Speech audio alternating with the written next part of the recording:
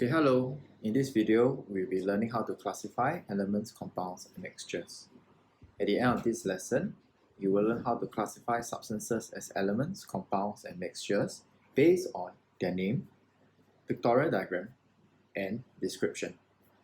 So before you can do this lesson, you must have already mastered the definition of element, compound, and mixture, and know what's the difference between a compound and a mixture. So let's look at the first example. We have steel. So steel is what we call an alloy. An alloy is a mixture between a metal and another element. So alloy is a mixture of a metal plus another element. Can be a metal or a non-metal. So this is another element. So therefore, steel is a mixture. So you must remember, other examples of alloys would be like brass, bronze. Right? These are other names of alloys. Okay, next, sugar solution. So what we must learn here is that when you have the word solution, it means is that sugar plus water. Okay, salt solution, salt plus water.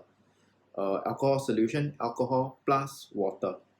So that means there is one type of substance, two type of substance.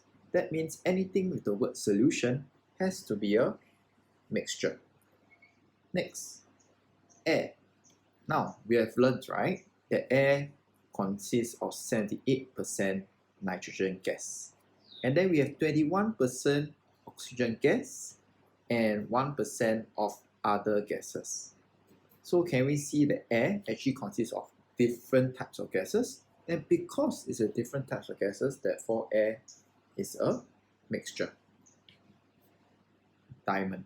Now, some of us might not know what diamond is, but actually diamond is formed when carbon, right, all different carbons are pressed, right, together to form the diamond.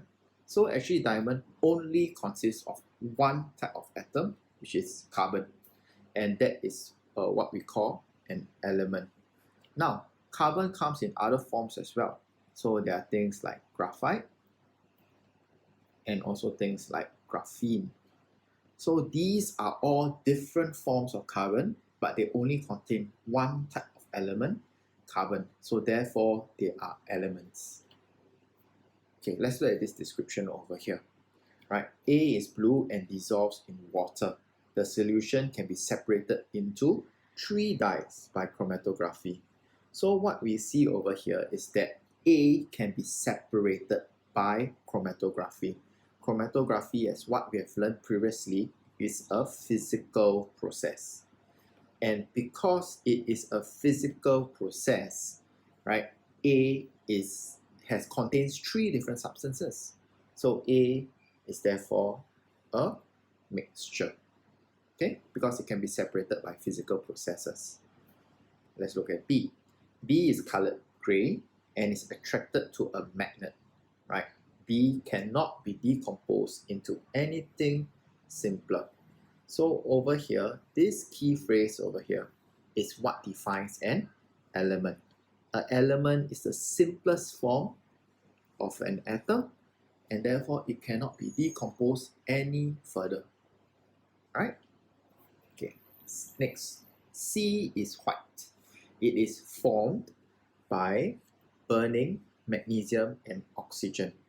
So when I burn magnesium and oxygen, burning is a chemical process, and it's formed through a chemical process. C is formed through a chemical process.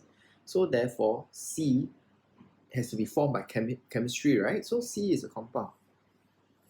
Alright, and this compound name, when we add magnesium and oxygen, will be called magnesium oxide. Okay? Alright, let's look at diagrams here. So let's look at this diagram.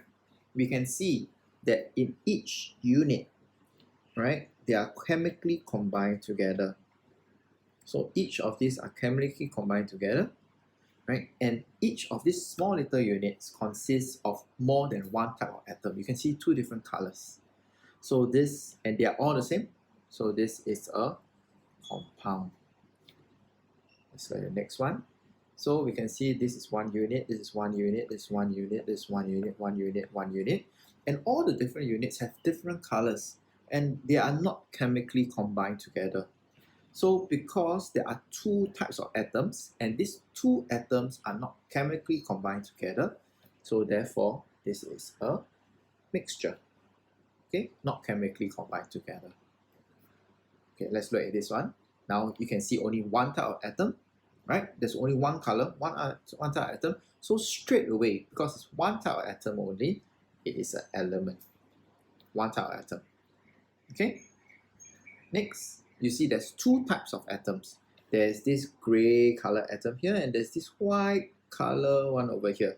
But the gray and the white are not chemically joined together. Right? So over here, this gray is an element, but this white here is also an element. So there are two different types of elements. So there's element A and element B.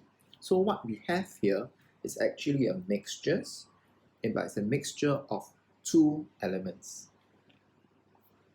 Okay, let's look at this one over here.